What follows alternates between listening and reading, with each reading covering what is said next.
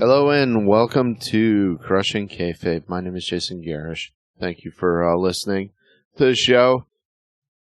Have a few things to cover in a short amount of time, so let's get things started. The official start of the NFL was this weekend.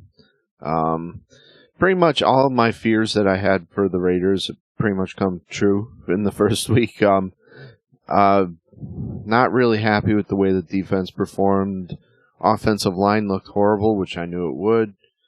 And Derek Carr turned the ball over 3 times, which is an issue.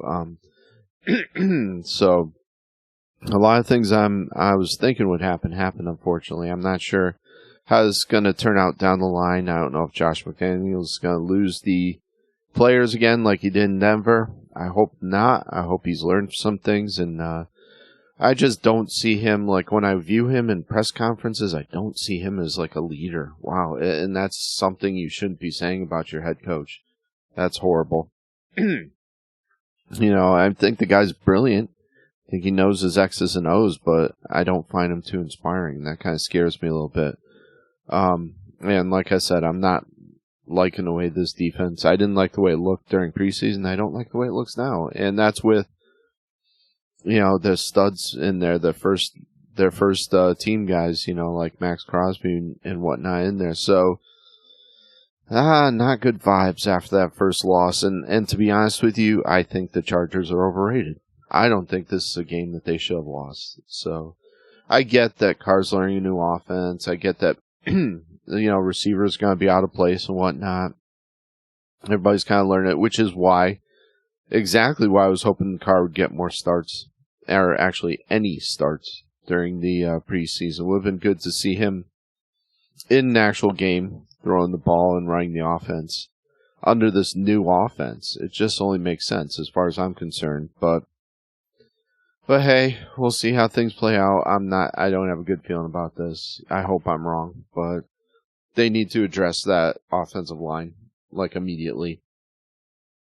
They should have addressed it already, but like I said, there's some glaring issues that need to be addressed, and unfortunately the Chargers exploited them yesterday. So we'll see. We'll see if how this all plays out. Not getting warm fuzzies though. Really not.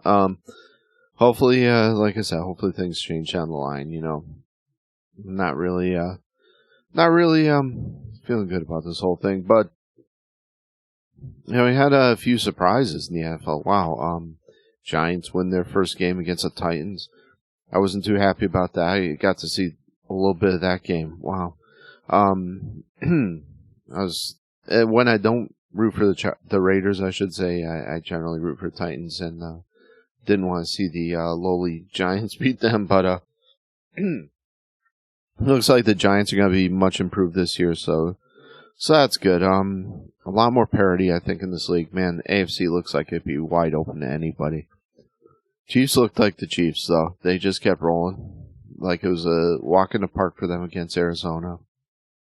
A lot of people were saying how great they were going to be. I don't see it. Sorry. You got a quarterback you have to tell to study film, which is ridiculous. So that doesn't really inspire a whole lot of confidence in me either. But yeah, it's gonna be a fun season either way. So I was excited. I'm still excited for the season to start. So I'm happy about it. The fact I just hope to God I get to see more games. They've got the NFL Plus that they're trying to sell the heck out of. Their advertising it on everything, and I have a funny feeling I'm going to be locked out of a lot more games because of it, because it looks like a lot of the games that are out of area are just not going to be shown. So, and that's one of the reasons why I got Paramount Plus, was so that I could watch the AFC games on here locally, BBJ.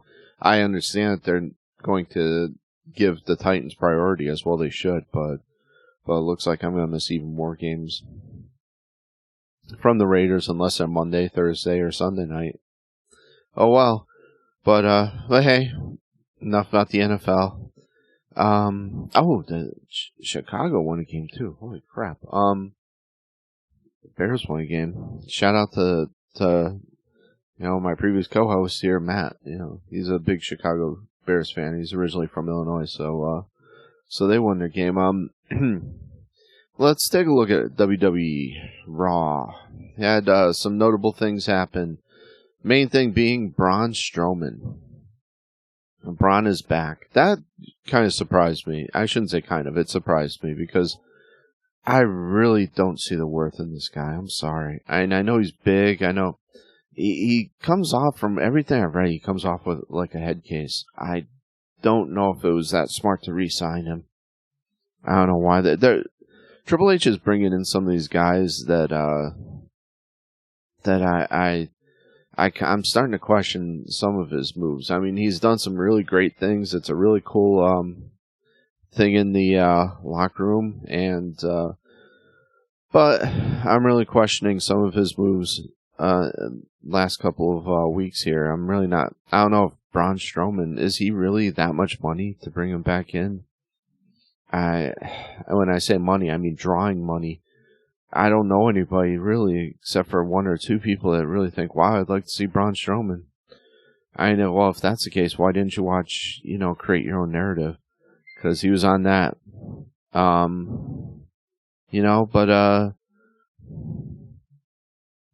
But hey, somebody's gonna watch it, so. So, aside from that, we had another appearance from Dexter Lumis.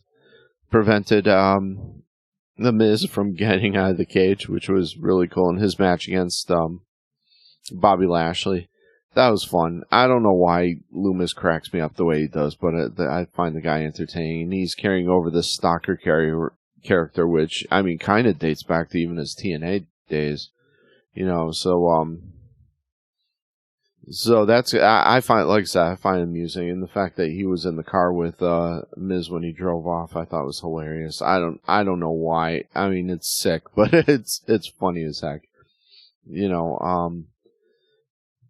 What do we got? We got Damian Priest defeating Rey Mysterio. No big deal there. I don't know what the heck they're booking with this whole Judgment Day. They need to make Damian Priest the leader, and then incorporate and use Dominic to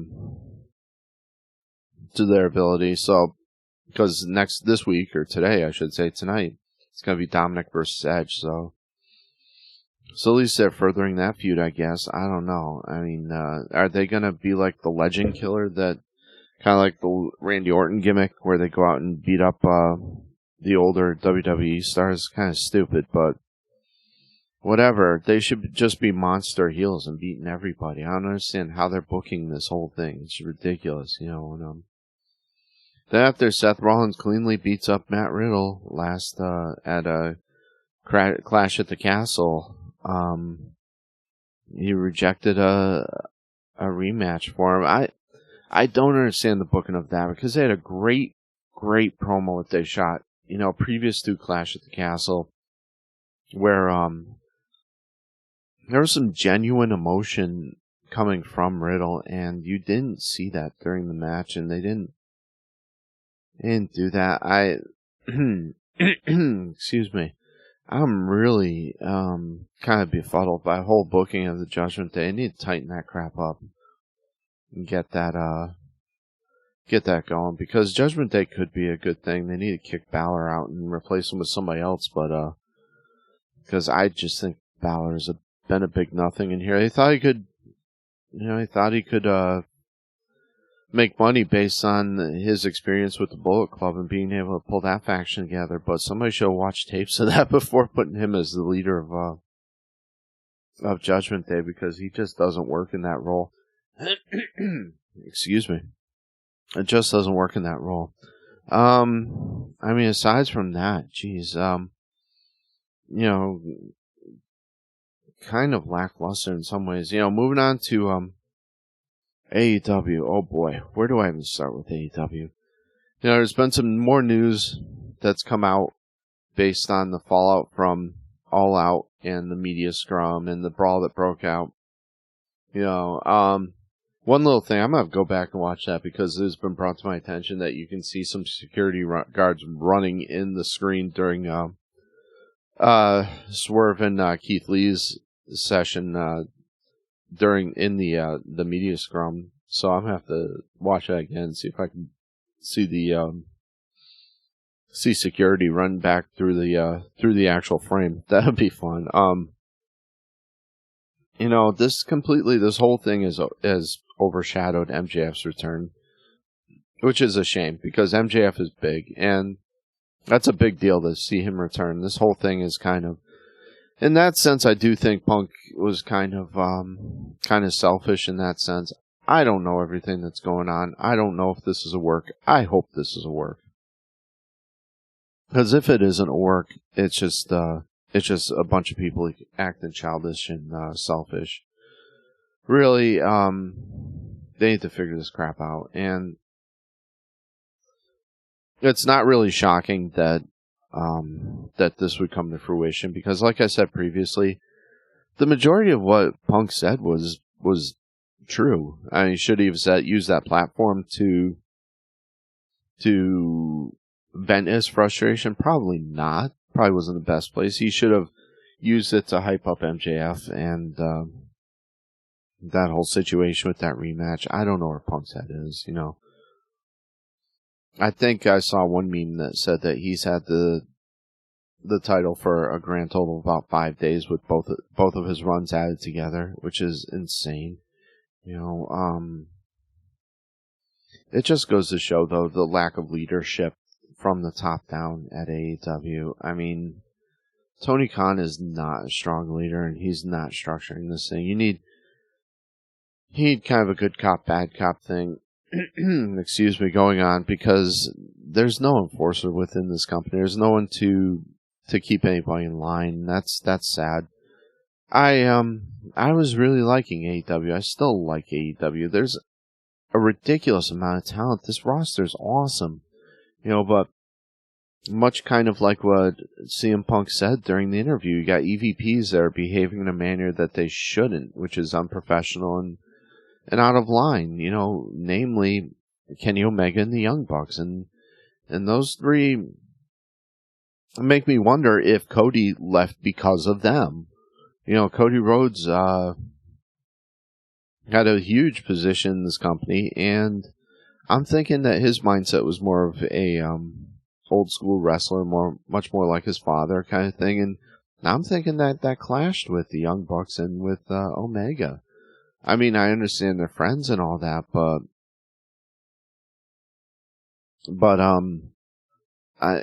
they're conflicting philosophies on how to run a company, and I just don't like Punk said during during the media scrum, I should say. These people haven't drawn anything. They don't know how to draw anything. They've drawn thousands of fans in Japan, which is awesome, but they haven't drawn anything on the level of some of these people that they have, especially the veterans in WWE.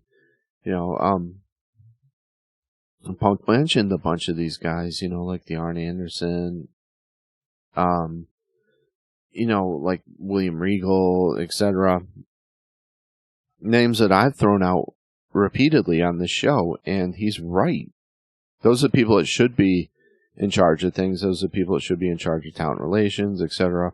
Like I mentioned before, you've got JR, Jim Ross, who was in charge of talent relations during one of the most popular time periods of WWE. It was one of the most successful ones ever at that position. So why you don't tap him for a role backstage? I would even be willing to take him off a camera or only put him on pay-per-views or something, like only special matches.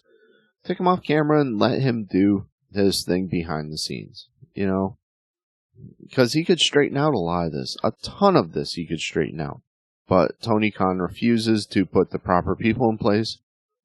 I mean, for crying out loud, I still look at, they have Madison Rain as like a head coach or trainer or whatever there. I think that amazes me why they would put her in that position. Why? I mean, this woman never drew. She was never a good wrestler. I mean, she was never great on the mic. I mean, she held a position with TNA. She was pretty good on the mic as far as announcing whatnot, but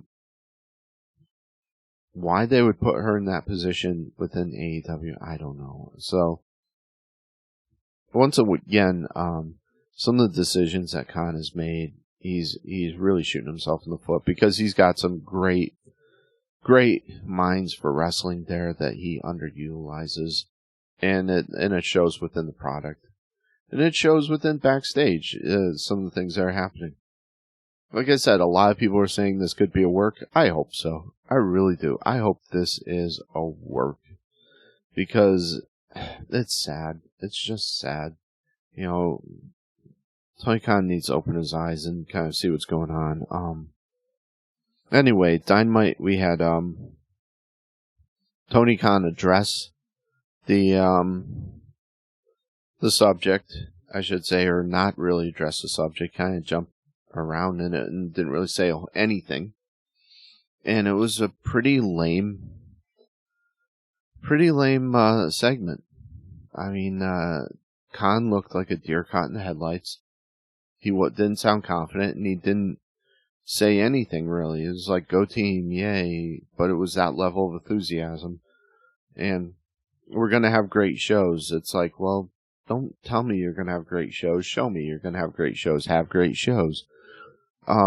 I noticed previous to that, in the opening segment, they cut out any reference of CM Punk and Kenny Omega and the Young Bucks out of the opening segment. So they've already taken that level. You know, previously, though, they had cut MJF out, and who knows how much of this is real, how much isn't. Like I said, I hope this will work. I hope I get proven wrong. I hope it's a work. Because otherwise I'd be so disgusted with this company. You know, and that was a new opening, like I said.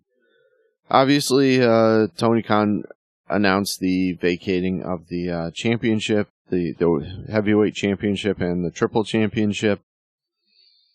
You know, MJF had a reference to Cody Rhodes during his promo with Moxley. You know, MJF came out.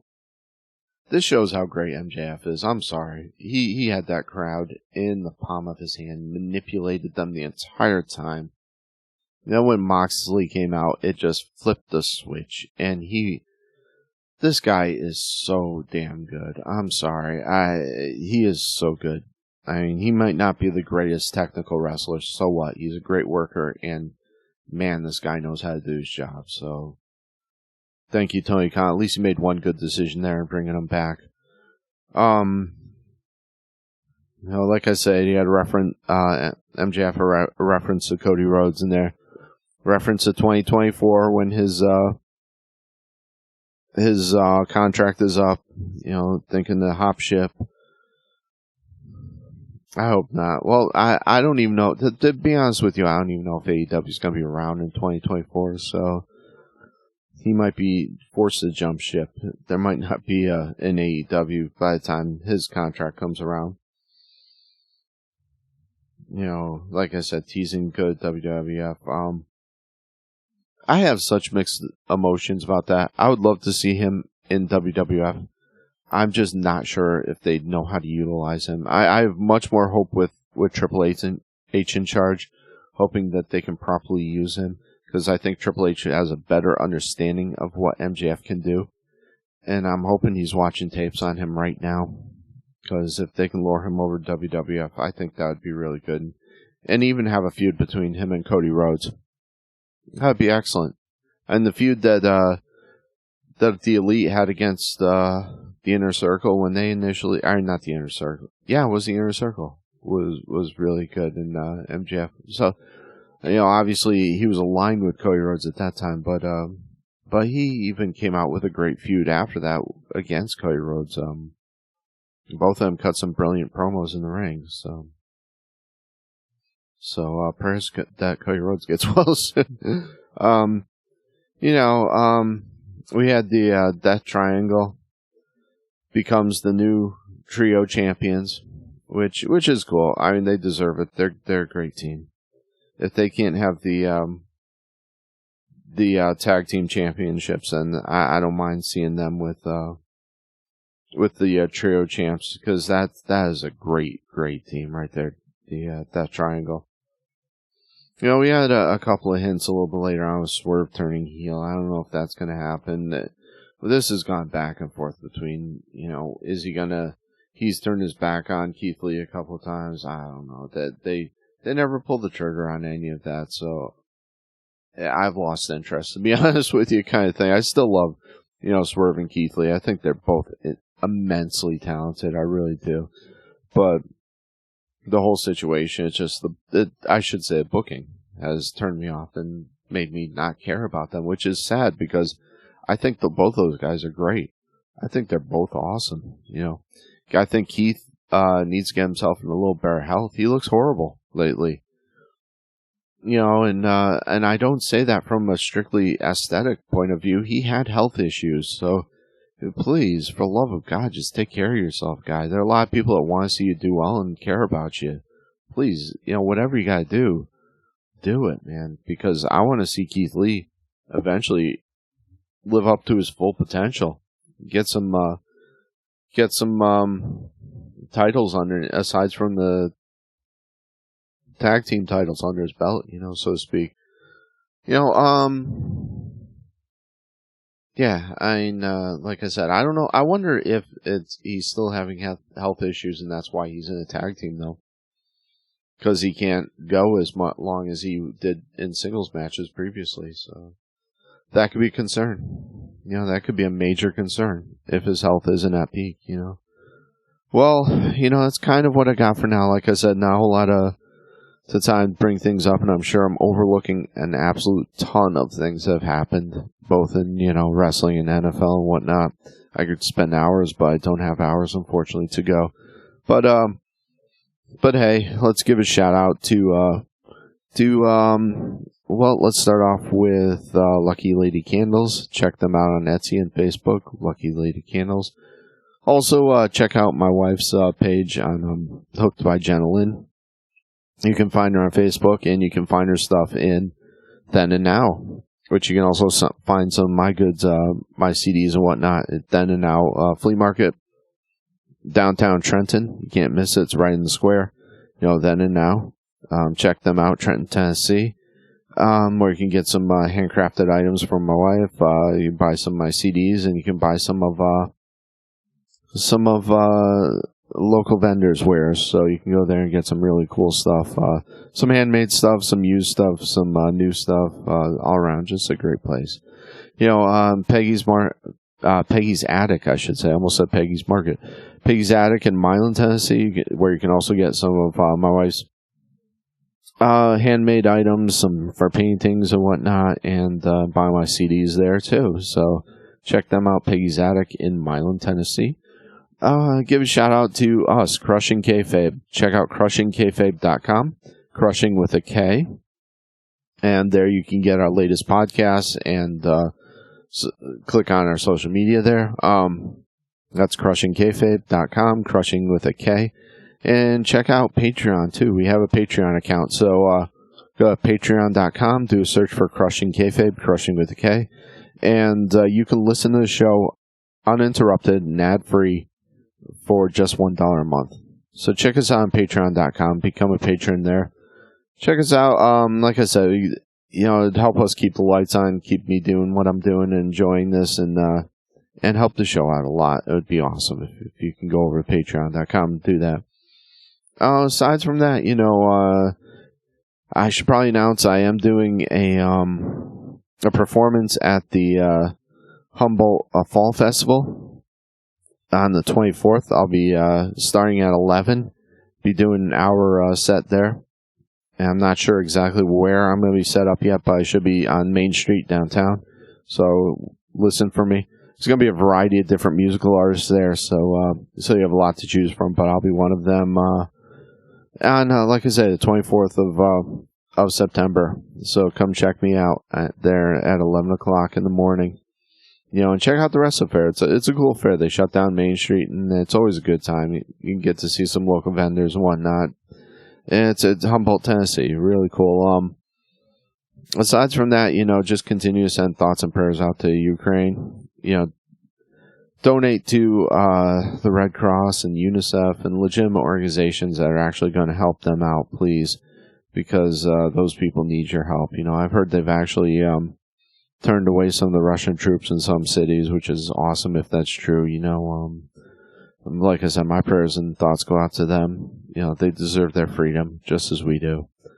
So prayers and thoughts out to the Ukrainian people, and please send some money to legitimate organizations that can actually send goods out there and help them. Be careful. There's a lot of scams out there, so beware. But hey, thank you everyone for tuning in. Please tune in next week, and God bless.